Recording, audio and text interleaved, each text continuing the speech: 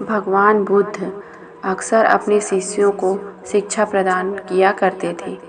एक दिन प्रातःकाल बहुत से भिक्षुक उनका प्रवचन सुनने के लिए बैठे थे।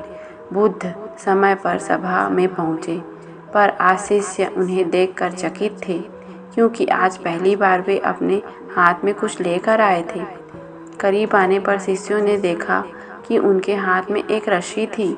बुद्ध ने आसन ग्रहण किया और बिना किसी से कुछ कहे वे रस्सी में गांठें लगाने लगे।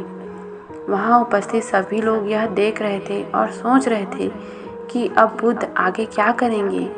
तभी गौतम बुद्ध ने सभी के एक प्रश्न किया कि मैंने इस रस्सी में 3 गांठें लगा दी हैं। अब मैं आपसे ये जानना चाहता हूँ कि क्या यह वही रस्सी है जो गांठें लगाने के पूर्व थी?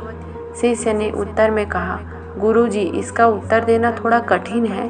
ये वास्तव में हमारे देखने के तरीके पर निर्भर करता है। एक दृष्टिकोण देखें तो रस्सी वही है, इसमें कोई बदलाव नहीं आया।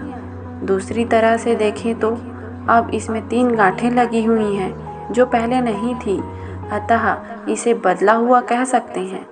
पर ये बात भी ध्यान देने वाली है कि बाहर से देखने में भले ही ये बदली हुई प्रतीत हो, पर अंदर से तो यह वही है जो पहले थी। इसका बुनियादी स्वरूप अपरिवर्तित है। सत्य है, बुद्ध ने कहा। अब मैं इन गांठों को खोल देता हूँ। यह कहकर बुद्ध रस्सी के दोनों सिरों को एक दूसरे से खींचने लगे। उन्होंने पूछा, तुम्हें क्या लगता है, इस प्रकार इन्हें खींचने से क्या मैं इन गांठों को खोल सकता हूँ? नहीं नहीं, ऐसा करने से तो ये गांठें और भी ज़्यादा कस जाएंगी और इन्हें खोलना और भी मुश्किल हो जाएगा।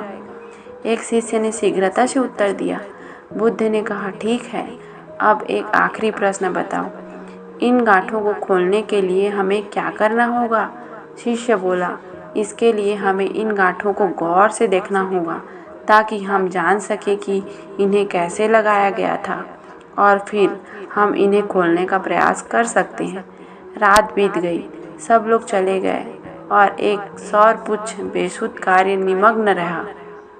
बुद्ध उसके पास पहुँचे और बोले, सौरपुच्छ, तुमने प्रसाद पाया या नहीं? सौरपुच्छ का गला रूंधा हुआ भाव विभोर होकर उसने गौतम बुद्ध को साष्टांग प्रणाम किया। बुद्ध ने कहा, बस परमात्मा किसी से धन और संपत्ति नहीं चाहता, वह तो निष्ठा का भूखा है। लोगों की निष्ठाओं में ही वह रमण किया करता है और तुमने स्वयं यह जान लिया। दोस्तों, तो कैसी लगी आपको ये कहानी? अगर कहानी पसंद आई होगी तो मेरे चैनल को लाइक करें, सब्सक्राइब करें और शेयर भी करें। मिलते हैं दोस्तों एक नई कहानी के साथ। धन्यवाद दोस्तों।